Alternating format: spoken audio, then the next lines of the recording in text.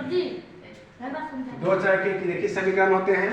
इसमें क्या होता है कि आपको तीन प्रोसेस बताते हैं, परिधि, समांतर और संपाती। आप जब एग्जाम में जाते हैं तो आप वहाँ गलती कर देते हैं कि आप बना लेते हैं, ग्राफ पेपर बोलते हैं कि बना लिए, लेकिन इसको आपको मात्र 10 सेकंड लगेगा कि सवाल को चेक करने में कि रेखा परिधि है, समांतर है या संपाती है।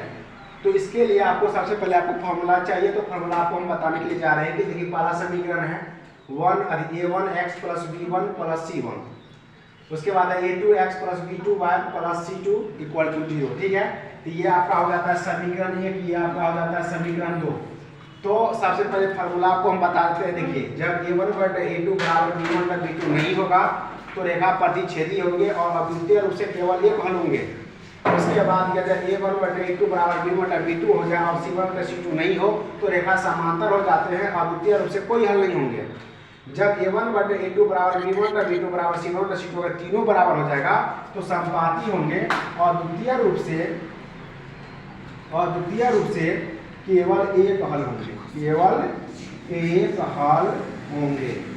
ठीक है, अब देखिए आप क्या करते हैं कि कभी कभी ऐसा होता है कि सवाल तो बनाते हैं लेकिन आपको सवाल को मतलब कि बना देते हैं और हल नहीं हो पाता है। तो किस प्रोसेस में हल नहीं हो पाता है वो भी जान लीजिए। चाहे आप इसका देखिए विधि जो होता है, पहला होता है प्रतिस्थापन विधि। ठीक है, दूसरा हो जाता है विलोपन विधि, जिसको बोलते हैं क्रॉस मल्टीप्लिकेशन, और तीसरा हो जाता है आपका वर्गमूलखंड विधि। लेकिन सबसे पहले अगर जाइएगा गुणनखंड विधि, और उसके बाद होता है चौथा ग्राफीय विधि। और आपको हम ये बता देते हैं अगर बनाते हैं तो वैसे मुख्य रूप से ये चारों विधि आपका किताब में आएगा, लेकिन एक विधि और है, वो है आपका तुलनात्मक विधि, जो आपके किताब से रिलेटिव नहीं है लेकिन वो भी विधि होते हैं। तो देखिए